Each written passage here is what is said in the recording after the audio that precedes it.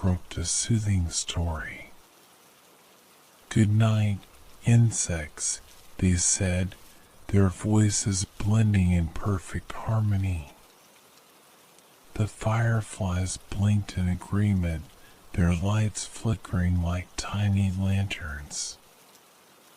Near the edge of the forest, Benny the bear yawned and stretched.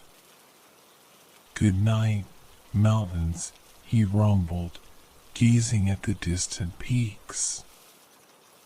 The mountains stood tall and silent, bathed in the soft light of dusk. In a cozy burrow, Daisy the deer with her fawn in for the night. "Good night, friends," she whispered, nuzzling gently. The forest seemed to wrap them in a warm, protective